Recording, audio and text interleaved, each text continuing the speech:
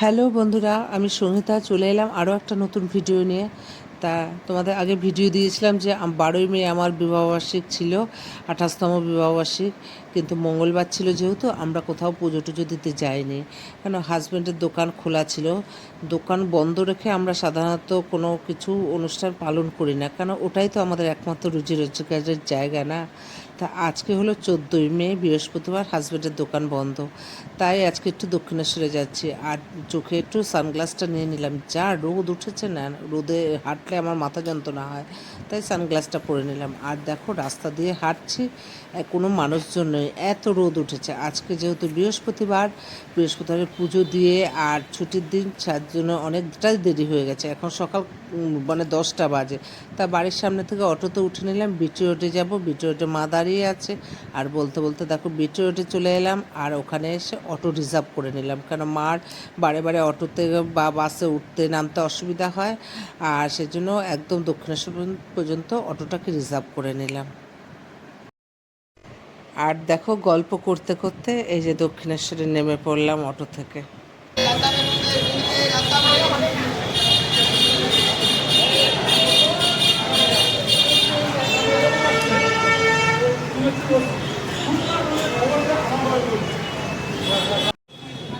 আমি মা পেছনে হাঁটছি, আর আমার হাজব্যান্ডের অবস্থা দেখো, আগে আগে হেঁটে যাচ্ছে, মনে হয় যেন ও একাই এসেছে। রাস্তায় বেরোলেই এরকম করে। তারপর যাই হোক, ওই পাশে থাকা ঠাকুমাদের একটু পয়সা দিয়ে দিচ্ছে ও। এই যে দেখো, এবার গেটের ভেতরে ঢুকে গেছি। আর দেখো অতটা ভিড় নেই, কিন্তু রোদে মনে হয় সবাই বিকেলেই আসে। তা যাই হোক, এই যে ডালার দোকানের সামনে চলে এসেছি, আর হাজব্যান্ড ঢুকে পড়লো। এই যে ঢুকে জুতোও ছাড়া হয়ে গেছে, আর আমরা এখনো কত দূরে রয়েছি।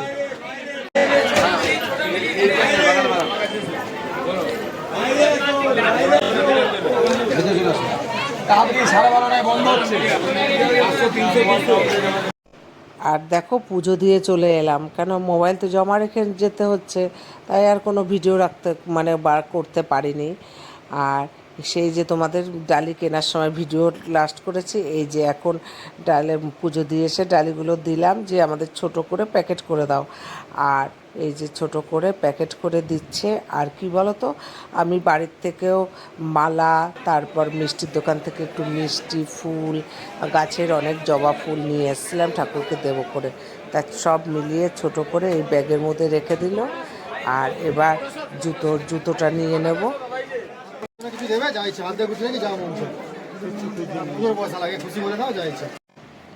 তা আমরা জুতো পরে এখন বেরিয়ে যাচ্ছি, আমাদের আর অসুবিধা হচ্ছে না। কিন্তু রোদের তাপে মেঝে এত গরম হয়ে গেছে, সবাই দৌড়াদৌড়ি করছে। আমরাও পুজো দিতে গিয়ে এত দৌড়াদৌড়ি করেছি গরমে। পুজো দেওয়া হয়ে গেছে, এখন যাচ্ছি কচুরি খেতে। দক্ষিণেশ্বরের বিখ্যাত কচুরি, আসলে ওই কচুরিটা না খেললে আমার ঠিক মনে হয় না দক্ষিণেশ্বরে এসেছি। তা কচুরি খেয়ে পরে আবার একটু বসবো ছাওয়ায়। আর যা রোদ, এই রোদে পা দেওয়া যাচ্ছে না। খালি পায়ে মন্দিরে গেছি, সবাই দৌড়াদৌড়ি লেগে গেছে পায়ে, এত রোদের তাপে।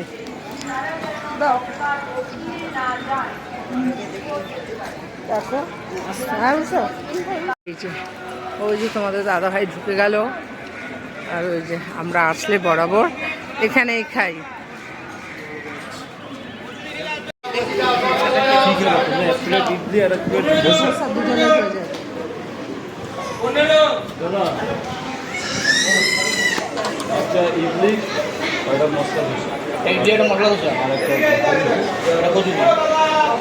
তা আমাদের মতো সবাই পুজো দিয়ে এখন এখানে সবাই টিফিন করছে।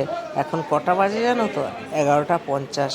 কী করবো, আমরা তো বাড়ি থেকে দেরি করেই বেরিয়েছি। আর তোমাদের দাদাভাইকে কচুরি দিয়ে দিয়েছে, ও খাওয়া শুরু করে দিয়েছে। কেন, ও রোজ তো সকাল 9:30 থেকে 10:45 খেয়ে দোকানে যায়। ওর আজকে প্রচণ্ড খিদে পেয়ে গেছে।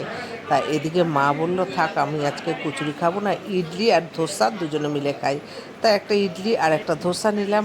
মা আর আমি দুজনে মিলে এই খাচ্ছি আর কি। তাই আগে ইডলিটা দিল, ইডলিটা খেয়ে নিচ্ছি মা আর আমি। তারপর ধোসাটা বললো গরম গরম দিচ্ছি, আপনারা খেয়ে নিন।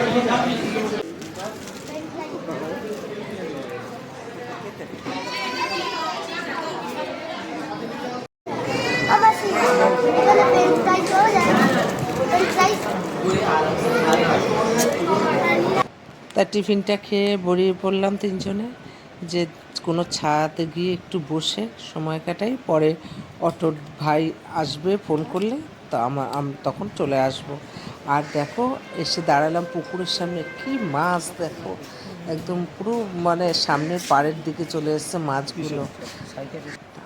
আর এদিকে তোমাদের দাদাভাই অটোর ভাইকে ফোন করছে যে আসার জন্য। কাজল তোমাদের একটু ব্যাক ক্যামেরায় দেখাই মাছগুলো, তোমরা দেখতে পাবে কি না জানি না, একটু ব্যাক ক্যামেরায় দেখাচ্ছি। ওই যে, হ্যাঁ সেটাই তো বললাম, এগুলিই তো দেখাচ্ছি। দেখো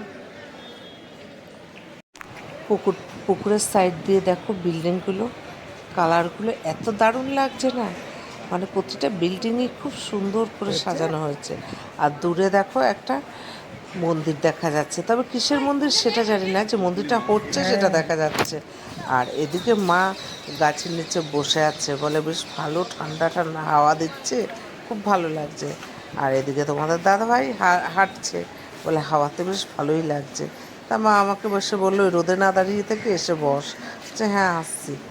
আর এদিকে দেখো আরেকজন দাদা ভাই, চিনি না আমি, সে বিস্কুট গুঁড়ো করে মাছকে খাওয়াচ্ছে, আর মাছগুলো ঠিক মুখ বাড়িয়ে বাড়িয়ে খাবারগুলো নিচ্ছে।